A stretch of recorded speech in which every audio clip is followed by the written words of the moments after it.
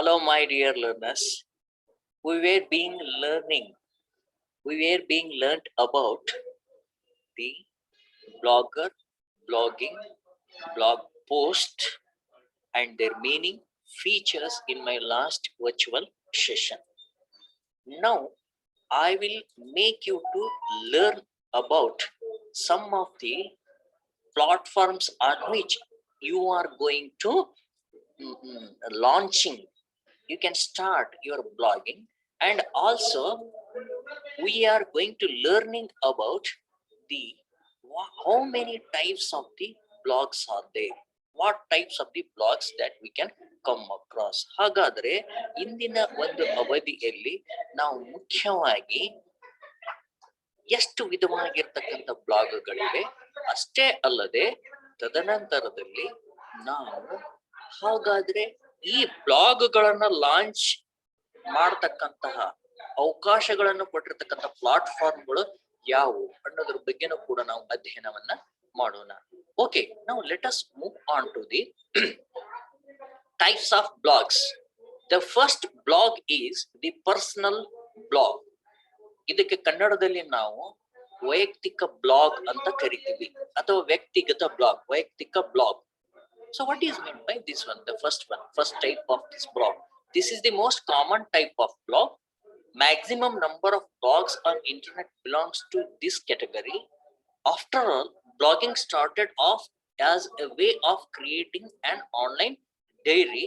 A typical blogger may be keen on posting stories about their interests such as fishing or dancing or collecting something.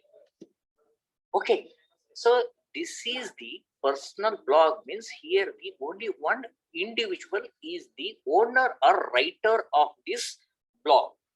ಇದು ವೈಯಕ್ತಿಕವಾಗಿರ್ತಕ್ಕಂಥ blog ಅಂದ್ರೆ ಏನು ಅಂದ್ರೆ, ಇದು ಒಂದು ಒಬ್ಬ ವ್ಯಕ್ತಿ ತಾನೇ ಸ್ವತಃ ಇದರ ಮಾಲೀಕತ್ವವನ್ನು ಹೊಂದಿರ್ತಾನೆ, ತಾನೇ ಬರಹಗಾರನಾಗಿರ್ತಾನೆ.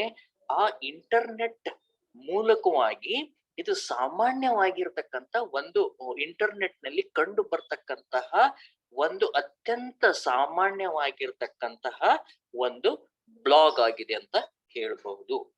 Okay, maximum number of the blogs on the internet are only this type of the personal blogs.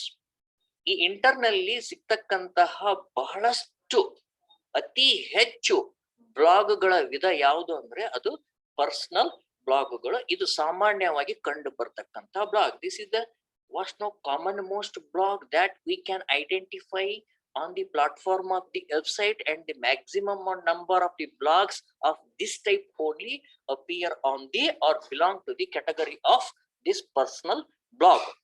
Okay, ಈ ಒಂದು ಅಂತರ್ಜಾಲದ ಒಂದು ವಿಧದಲ್ಲಿ ನಮಗೆ ಮುಖ್ಯವಾಗಿ ಈ ವೈಯಕ್ತಿಕವಾಗಿರ್ತಕ್ಕಂಥ ಬ್ಲಾಗ್ಗಳು ಅತ್ಯಂತ ಸಾಮಾನ್ಯವಾದ ಅಥವಾ ಸಾಮಾನ್ಯ ವಿಧವಾಗಿರ್ತಕ್ಕಂಥ ಬ್ಲಾಗ್ಗಳಾಗಿದ್ದು, ಅತ್ಯಂತ ಬಹಳಷ್ಟು ಜನರು ಬಳಸ್ತಕ್ಕಂತಹ ಇದು ಒಂದು ವಿಧವಾಗಿರ್ತಕ್ಕಂಥ ಬ್ಲಾಗ್ಗಳು ಆಗಿದವು. Okay, after all, blogging started off as a way of creating an online diary. What is meant by diary? You know it. Some of the peoples are having the very good habit of writing something on their diary.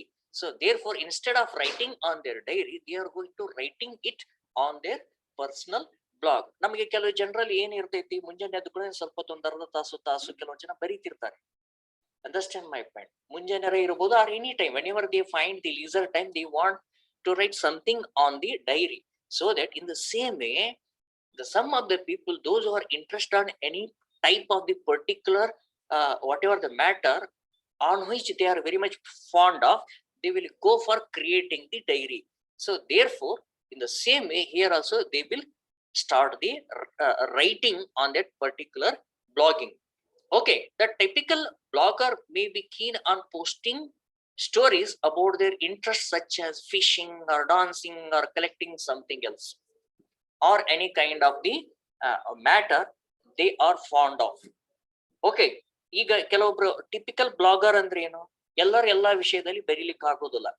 Understand ಮಾಡಿ, no one is mastery over all type of the matter. Some are very much interested in singing. or some are very much interested in Hindustani, what we call as singing. Okay, if they want to introduce about their Hindustani music, they want to write something day by day. Understood? ಕೆಲವರು ಮೀನ್ ಹಿಡಿಯೋರು ಅಲ್ಲಿ ಕೊಟ್ಟಿದ್ದಾರೆ ಕೆಲವೊಂದು ಸಂದರ್ಭದಲ್ಲಿ, ಅದು typical blogging ಅಂದ್ರೆ ಒಂದೇ ಒಂದು blogging ಇರ್ತೈತಿ. ಅವ್ರು ಯಾವ ವಿಷಯಕ್ಕೆ ಬ್ಲಾಗ್ ಅನ್ನ ಓಪನ್ ಮಾಡಿರ್ತಾರೆ, for what purpose they wanted to create, or what purpose they have created that blog, so they want to write the information related to that particular subject itself. That is why it may be dancing, fishing, collecting something, understand, for the yoga, or they want to propagate 8th standard related any social science related subject, they can write the information on the blog. Understand? If they want to write on the competitive examination related aspects for the degree holder, for the PG holder, they can write it on this data one. Understand my point? So therefore, the typical blogger, he wants to convey the information with the help of writing the things on that particular website diary. ಒಬ್ಬ ವಿಭಿನ್ನವಾಗಿರ್ತಕ್ಕಂತಹ blogger ಅವನು ತನ್ನ ವಿಷಯಕ್ಕೆ ಸಂಬಂಧಪಟ್ಟಂತೆ ದಿನಚರಿಯ ಮೂಲಕವಾಗಿ ವಿಷಯಗಳನ್ನು ಏನ್ ಮಾಡ್ತಾ ಹೋಗ್ತಾನೆ, ಹಂಚಿಕೊಳ್ತಾ ಹೋಗ್ತಾನೆ. Okay, and then we shall move on to the next blog, news and views. Okay, ಸುದ್ದಿ ಮತ್ತು ವಿಷಯಗಳು. This is the second type of the blog. ಸುದ್ದಿ ಮತ್ತು ವಿಚಾರಗಳು ಅಂತನೂ ಕೂಡ ಕರಿಬಹುದು. ಓಕೆ, ಇದು ಎರಡನೇ ಬಗೆಯ ಒಂದು ಬ್ಲಾಗ್ ಆಗಿದೆ. The second type of the blog here that we are focusing on here is news and views. Okay, this type of blog contains factual stories about news maintained by the journalists. As I have already told about this one here, some of the journalists are always wants to convey the information to their readers, update the information to their readers. Okay, ಹಾಗಾದ್ರೆ ಏನಿರ್ತೈತಿ, ಈಗ lockdown ಬಗ್ಗೆ ಇರುತ್ತೆ. Understood my? Each and every moment they want to update the information through their blog itself. ಈಗ ಈ ಒಂದು ಸಂದರ್ಭದಲ್ಲಿ lockdown ಬಗ್ಗೆ, okay, so ಈ COVID-19 ಲಾಕ್ಡೌನ್ ಬಗ್ಗೆ ಬರೀ ಕೋವಿಡ್ ಬಗ್ಗೆನೇ ಇನ್ಫಾರ್ಮೇಶನ್ ಮಾಹಿತಿ ಕೊಡ್ತಾ ಹೋಗ್ತಿರ್ತಾರೆ ಅವರು. Factual information in the sense, stories in the sense, whatever happening around them, they want to immediately update in their blogs.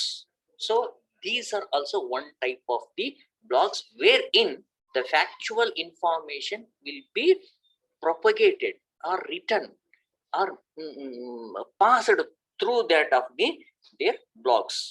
Okay, ಕೆಲವೊಬ್ಬರು ಪತ್ರಕರ್ತರು ಕೂಡ ತಮ್ಮದೇ ಆಗಿರತಕ್ಕಂತಹ ಒಂದು ಬ್ಲಾಗ್ಗಳನ್ನು ಹೊಂದಿದ್ದು ಒಂದು ಪ್ರಮುಖ ಅಥವಾ ಹಲವಾರು ರೀತಿಯಾಗಿರ್ತಕ್ಕಂತಹ ಸುದ್ದಿಗಳ ಒಂದು ನ್ಯೂಸ್ ಅಂದ್ರೆ ಸುದ್ದಿಗಳ ಮಾಹಿತಿಯನ್ನ, ಸತ್ಯ ಸಂಗತಿಗಳನ್ನ ಅವರು ಆ ಒಂದು ಬ್ಲಾಗ್ ನಲ್ಲಿ ನವೀಕರಣಗೊಳಿಸುತ್ತಾ ಅವುಗಳನ್ನು ಪೋಸ್ಟ್ ಮಾಡ್ತಾ ಇರ್ತಾರೆ. Not only in these only the journalist in relation to that of the only the what we call a newspaper media. Some of the journal belongs to the television media also. They are going to propagating the information. ಕೆಲವೊಬ್ರು ಈ television ಮಾಧ್ಯಮದಲ್ಲಿ ಇರ್ತಕ್ಕಂಥವ್ರು ಕೂಡ ಏನ್ ಮಾಡ್ತಾರೆ, ತಮ್ಮದೇ ಸ್ವಂತ blog ಅನ್ನು ಹೊಂದಿರ್ತಾರೆ ಅಥವಾ ಸುದ್ದಿಯ blog. Okay, they can create their own blog in relation to propagating the news. Even some of the big houses like British broadcasting corporations, okay, All India Radio, or even Times of India, they are also the companies, okay, the news companies, they are also going to be giving the space for writing the blogs. ಈ ಒಂದು ಕಂಪನಿಗಳು ಏನದ ಸುದ್ದಿ ಮಾಧ್ಯಮದ ಕಂಪನಿಗಳು ಕೂಡ, okay, BBC British broadcasting company ಆಗಿರ್ಬೋದು, times of India ಆಗಿರ್ಬೋದು, ಅಥವಾ ಆಲ್ ಇಂಡಿಯಾ ರೇಡಿಯೋ ಆಗಿರ್ಬೋದು, ಕೂಡ ಏನ್ ಹೊಂದಿರ್ತೋ ಹಲವಾರು ರೀತಿಯಾಗಿರ್ತಕ್ಕಂತಹ ವೃತ್ತಿಪರವಾಗಿರ್ತಕ್ಕಂಥ ವ್ಯಕ್ತಿಗಳನ್ನ ಹೊಂದಿದ್ದು. Pavitra Badiger, please mute your mic. Pavitra Badiger. Mic ಅನ್ನ ಮ್ಯೂಟ್ ಮಾಡಿ. ಓಕೆ, ಈ ಒಂದು ವೃತ್ತಿಪರವಾಗಿರ್ತಕ್ಕಂತಹ ಕೆಲವೊಂದು ಕಂಪನಿಗಳು ಕೂಡ ಏನ್ ಮಾಡ್ತಾ ಹೋಗ್ತವು, ಬ್ಲಾಗ್ ಗಳನ್ನ ಕ್ರಿಯೇಟ್ ಮಾಡಿರ್ತಾರೆ. ಓಕೆ, ಪ್ರತಿ ಸಂದರ್ಭದಲ್ಲಿ every time whenever they get the new information, every time they are going to update it with the help of their professional journalists. Okay, ತಮ್ಮ ವೃತ್ತಿಪರವಾಗಿರ್ತಕ್ಕಂತಹ ಸುದ್ದಿಗಾರರು ಏನಿರ್ತಾರಲ್ಲ, ಆ ಸುದ್ದಿಗಾರರ ಮೂಲಕವಾಗಿ ಹಲವಾರು ಹೊಸ ಹೊಸ ತಾಜಾ ವಿಷಯಗಳನ್ನ, ಹೌದಾ, ಕತೆಗಳನ್ನ, ಆ ವಿಚಾರಗಳನ್ನ ಅವರು ಪೋಸ್ಟ್ ಮಾಡ್ತಾ ಇರ್ತಾರೆ. ಹೀಗಾಗಿ then the visitor can add their own opinions as well. Okay, with respect to that particular whatever the posted messages, immediately the visitor can read it and later on they comment on this. Therefore that is why it is quite different from that of the website. Interactive ಇರೋದಿಲ್ಲ, ಆದರೆ ಬ್ಲಾಗ್ಗಳು ಏನಾಗಿರ್ತವೆ, ಸಂವಾದಿ ಆಗಿರ್ತವೆ. Even the readers can give the opinion by posting their comments. Okay, next third type of the blog is company blogs. Okay, ಈ ಕಂಪನಿಗಳ ಬ್ಲಾಗ್ಗಳು ಅಂತ ನಾವು ಇಲ್ಲಿ ಕರಿತೀವಿ. Many companies run blogs to let their customers and clients know what is going in the company, what would interest the clients or customers, such as new products are coming up or progress being made on some project. Understand my point? Every time the companies, okay, they want to propagate, sell their product by means of establishing, creating the blogs, and every time they want to give their what are the projects, what are the products, what they wanted to launch, and how best their product is updating. Understood? What are the affairs or the things going within that company. Understood? So every time they wanted to post the information to reach to their customers and clients. ಈಗ ಒಂದು ಪ್ರತಿಯೊಂದು ಕಂಪನಿಗಳು ಕೂಡ ಏನ್ ಮಾಡಿದ್ವು, ನಾನು ನಿಮ್ಗೆ ಹೇಳಿದೀನಿ, ಎಲ್ಲಾ ಕಂಪನಿಗಳ ಹೆಸರುಗಳನ್ನು ಕೂಡ ನಾನು ಕಳೆದ ಒಂದು ವರ್ಚುವಲ್ ಸೆಷನ್ ಅಲ್ಲಿ ಹೇಳಿದೀನಿ. ಓಕೆ, ಅವರು ತಮ್ಮ ಗ್ರಾಹಕರು ಏನಿರ್ತಾರಲ್ಲ, ಆ ಗ್ರಾಹಕರಿಗೆ ತಮ್ಮ ಒಂದು ವಿಷಯಕ್ಕೆ ಅಥವಾ ಉತ್ಪನ್ನಕ್ಕೆ ಸಂಬಂಧಪಟ್ಟಿರ್ತಕ್ಕಂಥ ವಿಚಾರಗಳನ್ನು ಕೂಡ ಏನ್ ಮಾಡ್ತಾರೆ, ಆ ಬ್ಲಾಗ್ಗಳನ್ನ ಹಂಚಿಕೊಂಡು ತಮ್ಮ ಗ್ರಾಹಕರಿಗೆ ತಲುಪುವಂತೆ ಮಾಡ್ತಾರೆ. ಯಾಕಂದ್ರೆ ಎಲ್ಲಾ ಗ್ರಾಹಕರು ಬಹಳಷ್ಟು ಇಂಟ್ರೆಸ್ಟ್ ಅನ್ನು ಹೊಂದಿರ್ತಾರೆ ಅವರು ಕಂಪನಿಗಳ ಬಗ್ಗೆ, ಮಾಹಿತಿಗಳ ಬಗ್ಗೆ. ಸೊ ಹೀಗಾಗಿ ಅವರು ಯಾವ ರೀತಿ ಆಗಿರ್ತಕ್ಕಂಥ ಪ್ರಾಡಕ್ಟ್ ಅನ್ನು ಅವರು ಲಾಂಚ್ ಮಾಡ್ತಾರೆ. ಅದಕ್ಕೆ ಒಂದು ಉದಾಹರಣೆಯನ್ನ ಕೂಡ ನಾನು ಕೊಟ್ಟಿದ್ದೀನಿ. ಈ ಸುಜುಕಿ ಕಂಪನಿ ಇರ್ಬೋದು, ಅಥವಾ ಮಹೀಂದ್ರ ಕಂಪನಿ ಇರ್ಬೋದು, ಅಥವಾ ಇನ್ನಿತರ ಹೀರೋ ಕಂಪನಿ ಇರ್ಬೋದು. ಸೊ ಇಲ್ಲಿ ಈಗ ಈ ಯಾವ ಸ್ಕೂಟರ್ ಗಳನ್ನ ಲಾಂಚ್ ಮಾಡ್ತಾ ಇದ್ದಾರೆ, ಹಾಗಾದ್ರೆ ಯಾವ್ದು ಬೆಸ್ಟ್, ಏನು ಎಂತು ನೀವು ಒಮ್ಮೆ ನೋಡ್ಬೋದು. ಅದರಲ್ಲಿ ಹೋಗಿ you can go and visit their blog so that they will create the interest among the clients and the customers about their products as well as upcoming products also. ಈ ಹೊಸ ಪ್ರಾಡಕ್ಟ್ ಯಾವ್ದ್ಯಾವ್ದು ಬರ್ತಾ ಇದೆ ಅದನ್ನು ಕೂಡ ಏನ್ ಮಾಡಬಹುದು. ಈಗ ಟಿವಿ ಇರ್ತೈತಿ, ಯಾವ ಟಿವಿ ಇದೆ, ಹೊಸ ಹೊಸ ಟಿವಿಗಳು ಹೇಗಿದವು, ಇಂಟರ್ನೆಟ್, ಸ್ಮಾರ್ಟ್ ಟಿವಿಯಾ, ಹಾಗಾದ್ರೆ ಈ ಎಲ್ಲ ವಿಷಯಗಳ ಬಗ್ಗೆನೂ ಕೂಡ ಹೇಳ್ತಿರ್ತಾರೆ. They are telling about there on going project, they are telling about there the product which they wanted to launch in future, they are telling about the progress of the particular project, whatever they are interested in. ಪ್ರತಿಯೊಂದು ಕಂಪನಿಗಳು ಕೂಡ ಗ್ರಾಹಕರ ಒಂದು ಆಸಕ್ತಿಗೆ ಅನುಗುಣವಾಗಿ, ಅವರ ಒಂದು ಉತ್ಪನ್ನಗಳಿಗೆ ಅನುಗುಣವಾಗಿ, ಅವರು ಯಾವ ಉತ್ಪನ್ನಗಳನ್ನ ಅವರು ಮಾರುಕಟ್ಟೆಗೆ ತರ್ತಾ ಇದ್ದಾರೆ ಅನ್ನೋದರ ಕುರಿತಾಗಿ, ಜೊತೆಗೆ ತಮ್ಮ ಯೋಜನೆಗಳು ಯಾವ ರೀತಿಯಾಗಿ ಪ್ರಗತಿಪರವಾಗಿದೆ, ಓಕೆ, ಅಭಿವೃದ್ಧಿಗೊಂಡಿವೆ ಎಂಬ ವಿಚಾರಗಳನ್ನು ಕೂಡ ಬ್ಲಾಗ್ ನಲ್ಲಿ ಅವರು ಹಂಚಿಕೊಳ್ತಾ ಹೋಗ್ತಾರೆ. Okay, and then let us move on to the last the type of the blog. It is called as micro blog. ಈಗ ಸೂಕ್ಷ್ಮ ಬ್ಲಾಗ್ಗಳಂತೂ ಕೂಡ ನಾವಿಲ್ಲಿ ಹೇಳ್ತಾ ಹೋಗ್ತೀವಿ. ದಿಸ್ ಈಸ್ ಅ ಸೂಕ್ಷ್ಮ ಬ್ಲಾಗ್ಗಳು. This is the fourth type of the blog. ಇದು 4ನೇ ವಿಧವಾಗಿರ್ತಕ್ಕಂಥ ಬ್ಲಾಗ್ಗಳು ಅಂತ ಹೇಳ್ತೀವಿ. This is a new type of a blog where one can post very short comment that others can follow. Example, Twitter is the best example of a microblog where one can only post 140 characters with each entry called a tweet. The entries become a running commentary about one's life and interest. Okay, this is the popular most, as you might have heard about the Twitter. No one is here without hearing the word Twitter. ಇತ್ತೀಚೆಗೆ government ಕೂಡ ಏನ್ ಮಾಡ್ತಾ ಇದೆ, ಅವ್ರ ಬಗ್ಗೆ ಸಾಕಷ್ಟು ರೀತಿಯಲ್ಲಿ rules ಗಳನ್ನು ಕೂಡ ಮಾಡಿದೆ. ಓಕೆ, ಕಾಯ್ದೆಯನ್ನು ಕೂಡ ಜಾರಿಗೆ ತಂದಿದೆ. ನೀವು ಇದೇ ತರ ಪೋಸ್ಟ್ ಗಳನ್ನ ಮೇಂಟೈನ್ ಮಾಡ್ಬೇಕು ಅಂತ. ಟ್ವಿಟರ್ ಅನ್ನೋದು ಟ್ವಿಟರ್ ನಲ್ಲಿ ಪ್ರಕಟಿಸಿದ್ದಾರೆ, ಟ್ವೀಟ್ ಮಾಡಿದ್ದಾರೆ, tweeted in the Twitter. So like that, you might have heard about this microblogs, but Twitter is the best and most popular, widely used microblogs across the world and across the globe. ಈ Twitter ಅಂತಕ್ಕಂಥದ್ದು ಕೂಡ ಏನಾಗಿದೆ ಅಂದ್ರೆ, ಈ ಪ್ರಪಂಚದಾದ್ಯಂತ ಒಂದು ಬಳಸ್ತಕ್ಕಂತಹ ವಿಚಾರಗಳನ್ನ ಹಂಚಿಕೊಳ್ತಕ್ಕಂಥ ಸಂಕ್ಷಿಪ್ತವಾಗಿರ್ತಕ್ಕಂತಹ ಒಂದು ಮೈಕ್ರೋ ಬ್ಲಾಗ್ ಆಗಿದೆ. ಇಲ್ಲಿ ಮುಖ್ಯವಾಗಿ it is a new type of blog. ಇದು ಹೊಸ ಒಂದು ವಿಧವಾಗಿರ್ತಕ್ಕಂಥ ಬ್ಲಾಗ್ ಆಗಿದ್ದು, ಓಕೆ, ಆ ಬ್ಲಾಗ್ಗಳಲ್ಲಿ ಅತ್ಯಂತ ಕಡಿಮೆ ಅಕ್ಷರಗಳನ್ನ ಬಳಸಿಕೊಂಡು ವಿಚಾರಗಳನ್ನ ಪೋಸ್ಟ್ ಮಾಡಲಾಗುತ್ತದೆ ಮತ್ತು ಆ ಒಂದು ಪೋಸ್ಟ್ ಅನ್ನ ಎಲ್ಲರೂ ಕೂಡ ಅನುಸರಿಸುತ್ತಾರೆ. ಈ ಪ್ರೈಮ್ ಮಿನಿಸ್ಟರ್ ಇದ್ದಾರೆ ನರೇಂದ್ರ ಮೋದಿ ಅವರು ಕೂಡ ತಮ್ಮದೇ ಒಂದು ಟ್ವಿಟರ್ ಅನ್ನು ಹೊಂದಿದ್ದಾರೆ. The prime minister, honourable prime minister Shri Narendra Modi G is also having his own blog, Twitter. Okay, and all the politicians, okay, in Karnataka also all are having the Twitter account as a microblogging.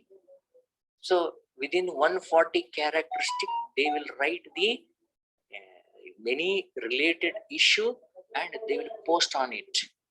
Okay, 140 ಅಕ್ಷರಗಳಿಗೆ ಸೀಮಿತವಾಗಿರ್ತಕ್ಕಂತಹ ಒಂದು micro blog ಆಗಿರ್ತಕ್ಕಂಥ Twitter ನಲ್ಲಿ ಅವರು ಬರೆದು ಅದನ್ನು post ಮಾಡ್ತಾರೆ. What ever they are writing and posting, that activity is called as tweet. Suppose if you take the 140, within that anything on that particular aspect, they will write it and they will post it. That is nothing but the one tweet. The person who writes on that post within the 140 character, whom we call him as a Twitter. Twitter ನಲ್ಲಿ 140 ಅಕ್ಷರಗಳ ಒಳಗೆ ಒಂದು ವಿಷಯಕ್ಕೆ ಸಂಬಂಧಪಟ್ಟಂತೆ ಏನನ್ನು post ಮಾಡ್ತಾರಲ್ಲ ಆ ವ್ಯಕ್ತಿಗೆ ಟ್ವಿಟರ್ ಅಂತ ಕರಿತೀವಿ. ಓಕೆ, ಆ ಪೋಸ್ಟ್ ಗೆ ಟ್ವೀಟ್ ಅಂತ ಕರಿತೀವಿ. ಅದಷ್ಟು the entries become a running commentary about once life and the interest. Okay, ಹೆಚ್ಚಾಗಿ ನೀವು ರಾಜಕೀಯ ವ್ಯಕ್ತಿಗಳು ಇದನ್ನು ಬಳಸ್ತಾ ಇರ್ತಾರೆ, ನೋಡ್ಬೋದು. ಸಿನಿಮಾ ತಾರೆಯರು ಬಳಸ್ತಾ ಇರ್ತಾರೆ. Okay, the film stars, the celebrities, the politicians, usually they are updating messages by posting only few sentences which will comprising of within 140 characteristics. ಕೆಲವು ವಾಕ್ಯಗಳಲ್ಲಿ 140 ಅಕ್ಷರಗಳು ಮೀರದಂತೆ ಅವ್ರಿಗೆ ತಮಗೆ ಜೀವನಕ್ಕೆ ಸಂಬಂಧಪಟ್ಟಂತೆ ಅಥವಾ ತಮ್ಮ ಆಸಕ್ತಿಗೆ ಸಂಬಂಧಪಟ್ಟಂತೆ, ರಾಜಕೀಯದಿರ್ಬೋದು, ಸಿನಿಮಾದಿರ್ಬೋದು, ಶಿಕ್ಷಣಕ್ಕೆ ಸಂಬಂಧಪಟ್ಟಂತೆ ಇರ್ಬೋದು, ಎಲ್ಲ ವಿಷಯಗಳಿಗೆ ಸಂಬಂಧಪಟ್ಟಂತ ಮಾಹಿತಿಯನ್ನ ಅವರು ಹಂಚಿಕೊಳ್ತಾರೆ. ಟ್ವಿಟರ್ ನಲ್ಲಿ ಅವರು ಹಂಚಿಕೊಂಡರೆ ಅವ್ರಿಗೆ ಏನಂತ ಕರಿತೀವಿ, ಅದು ಆ ಒಂದು ವಿಷಯಕ್ಕೆ ಟ್ವೀಟ್ ಅಂತ ಕರಿತೀವಿ. ಯಾರು ಹಂಚಿಕೊಳ್ತಾ ಇರ್ತಾರಲ್ಲ ಆ ಒಂದು ಪ್ರಕ್ರಿಯೆಗೆ, ಆ ಚಟುವಟಿಕೆಗೆ ಟ್ವೀಟ್ ಅಂತ ಕರಿತೀವಿ. ಆ ವ್ಯಕ್ತಿಗಳಿಗೆ ಟ್ವಿಟರ್ ಅಂತ ಕರಿತಾ ಹೋಗ್ತೀವಿ. ಓಕೆ, ಅದು ಟ್ವಿಟರ್ ಅನ್ನೋದು ಕೂಡ ಏನಾಗಿದೆ, ಇಲ್ಲಿ ಟ್ವೀಟಿಂಗ್ ಅಂತನೂ ಕೂಡ ಹೇಳ್ತೀವಿ. ಟ್ವಿಟರ್ ಅನ್ನೋದು ಕೂಡ ಒಂದು ಮೈಕ್ರೋ ಬ್ಲಾಗ್ ಆಗಿದೆ ಅಂತ ಅರ್ಥ. Okay, next one note we wanted to point out here: while blog poses no restrictions on number of characters or words for a post, a microblog generally limits a post to certain number of characteristics. Example, 140 characters is the limit for a post or a tweet on a Twitter. Microblog ನಲ್ಲಿ ಯಾವಾಗಲೂ ಕೂಡ 140 ಕ್ಯಾರೆಕ್ಟರ್ಗಳು ಅಥವಾ ಅಕ್ಷರಗಳ ಮೀರದಂತೆ ನಾವು post ಮಾಡಬೇಕಾಗ್ತೈತಿ. Whereas in case of the blog, there are no, in case of the other blogs, there are no such restriction to post the characteristics or the sentences or any kind of the videos.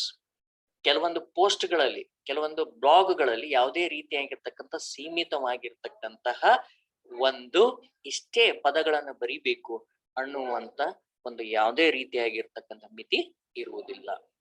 Okay, now these are the 4 types of the blogs that we have studied it. Now I will give the important thing here. Which are the popular blogging platforms on which you can create the blogs? ನೀವು ಈ ಬ್ಲಾಗ್ಗಳನ್ನ create ಮಾಡಬೇಕಾದ್ರೆ ಯಾವ ಒಂದು popular website ಗಳನ್ನ ನೀವು ಬಳಸ್ಕೋಬೇಕಾಗ್ತೈತಿ ಅಥವಾ blogging platform ಗಳನ್ನ ಬಳಸಬೇಕಾಗ್ತೈತಿ. So let us move on to this one. Here are the popular blogging platforms. We will be comparing our to post our articles. Okay, ಯಾವ್ಯಾವ ಇದಾವು ಹಾಗಾದ್ರೆ? wordpress.org. So this is the platform on which we can create the blog. web.com, Wix, Constant Contact Website Builder, Gitter, wordpress.com, Blogger, Tumblr, Medium, Squarespace, Ghost, Weebly. Few more are there. Okay, I am taking the only few here. ಇಲ್ಲಿ ನಾನು ಕೆಲವೊಂದು ಈ platform ಮೇಲೆ ಏನ್ ಮಾಡ್ಬೇಕಾಗ್ತೈತಿ, ನಾವು ಬ್ಲಾಗ್ಗಳನ್ನ ಬರಿಬಹುದು. Let us move on to this wordpress.org. ನೀವು wordpress.org ನಲ್ಲಿ ನೀವು ನೋಡಬಹುದು. The wordpress.org is the world's most popular blogging software. ಇದು ಅತ್ಯಂತ ಜನಪ್ರಿಯವಾಗಿರ್ತಕ್ಕಂತಹ ಒಂದು ವಿಶ್ವದಾದ್ಯಂತ ಜನಪ್ರಿಯವಾಗಿರ್ತಕ್ಕಂಥ ಸಾಫ್ಟ್ವೇರ್ ತಂತ್ರಜ್ಞಾನವಾಗಿದೆ. Understand my point. Similarly, we can go for this blogger.com. Blogger ಇದು ಬಹಳ ಪಾಪ್ಯುಲರ್ ಇರತಕ್ಕಂಥದ್ದು. Blogger is a free blogging service by Google. ಇದು ಬ್ಲಾಗರ್ ಅಂತಕ್ಕಂಥದ್ದು ಗೂಗಲ್ ನವರ ಒಂದು ಸೇವೆಯಾಗಿದ್ದು, ಇಲ್ಲಿ ನೀವು ನಿಮ್ಮ ಬ್ಲಾಗ್ಗಳಿಗೆ ಸಂಬಂಧಪಟ್ಟಂತಹ ಒಂದು ವೆಬ್ಸೈಟ್ ಅನ್ನ ರಚನೆ ಮಾಡ್ಕೋಬಹುದು. ಓಕೆ, ಬ್ಲಾಗ್ ಅನ್ನ ರಚಿಸಿಕೊಳ್ಳಬಹುದು. Okay, this is free in option. ಇದು ಅತ್ಯಂತ ಏನಿದೆ, ಯಾವುದೇ ರೀತಿ ವೆಚ್ಚ ಇರುವುದಿಲ್ಲ. ಇದನ್ನ ನೀವು ಪುಕ್ಕಟೆಯಾಗಿ ನೀವು ಇದರಲ್ಲಿ ಬ್ಲಾಗ್ಗಳನ್ನ ರಚನೆ ಮಾಡಬಹುದು. ಸೊ ಟಂಬ್ಲರ್, ಇದು ಕೂಡ ಏನು, tumbler is a little different than other blogging platform. It is a micro blogging platform with social networking features. ಈ ಟಂಬ್ಲರ್ ಅನ್ನೋದು ಕೂಡ ಏನಾಗಿದೆ, ಅತ್ಯಂತ ಸಣ್ಣದಾಗಿರ್ತಕ್ಕಂಥ ಟ್ವಿಟರ್ ಯಾವ ತರ ಇದೆ ಅದೇ ತರನಾಗಿರ್ತಕ್ಕಂಥ ಒಂದು ಸೂಕ್ಷ್ಮವಾಗಿರ್ತಕ್ಕಂಥ ಬ್ಲಾಗ್ ಆಗಿದ್ದು, ಆ ಮೂಲಕವಾಗಿ ಈ ಒಂದು ಸಾಮಾಜಿಕ ಜಾಲತಾಣಗಳ ಒಂದು ಲಕ್ಷಣಗಳನ್ನು ಇದು ಕೂಡ ಹೊಂದಿದೆ ಅಂತ ಹೇಳ್ಬೋದು. Okay, with this, dear friends, in this virtual session we have covered the types of the blog. The first one, personal blog. Second one, news and views related blog. Third one, complete blog. And lastly, micro blog. Example, Twitter. Okay, apart from this one, we have studied some of the platforms which facilitate to create the blogs, wordpress.org and Blogger, Tumblr, Webcom, Wix, etc. ಪ್ರೀತಿಯ ವಿದ್ಯಾರ್ಥಿಗಳೇ, ಇಲ್ಲಿಯವರೆಗೂ ನಾವು 4 ಬಗೆಯ ಪ್ರಮುಖವಾಗಿರ್ತಕ್ಕಂತಹ ಬ್ಲಾಗ್ಗಳನ್ನ ನೋಡಿದ್ವಿ. ಯಾವ್ಯಾವ್ದೇ ಅದಂದ್ರ personal blog, okay, ವೈಯಕ್ತಿಕ ಅಥವಾ ವ್ಯಕ್ತಿಗತ blog. ಎರಡನೇದು ನ್ಯೂಸ್ ಅಂಡ್ ವ್ಯೂಸ್ ಬ್ಲಾಗ್, ಹೌದಾ, ಸುದ್ದಿ ಮತ್ತು ವಿಷಯಗಳಿಗೆ ಸಂಬಂಧಿತ ಬ್ಲಾಗ್, ಸುದ್ದಿ ಮತ್ತು ವಿಷಯದ ಬ್ಲಾಗ್. ಮೂರನೇದು ಕಂಪನಿ ಬ್ಲಾಗ್. ನೀವು ಕಂಪನಿ ಅಂತ ಬರೀರಿ, ನಿಮ್ಗೆ ಏನು ಕಷ್ಟ ಆಗ್ತಿತ್ತಪ್ಪ ಅಂತಂದ್ರೆ. ಓಕೆ, ನಾಲ್ಕನೇದು ಯಾವುದು, ಮೈಕ್ರೋ ಬ್ಲಾಗ್ ಅಥವಾ ಸೂಕ್ಷ್ಮ ಬ್ಲಾಗ್ಗಳಂತ ಹೇಳ್ಬಹುದು.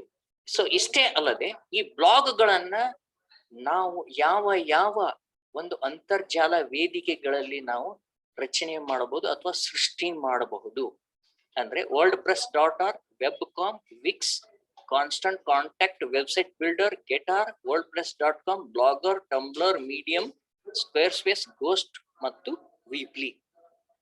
ಸೊ ಪ್ರೀತಿ ವಿದ್ಯಾರ್ಥಿಗಳೇ, ಸೊ ಇಲ್ಲಿವರೆಗೂ ನಾವು ಬ್ಲಾಗ್ ಗಳ ಕುರಿತಾಗಿ ಸಾಕಷ್ಟು ಮಾಹಿತಿಯನ್ನ ಕಲ್ತಿದ್ದೀವಿ. I hope so this is the time for winding the session. Thank you and thank you very much.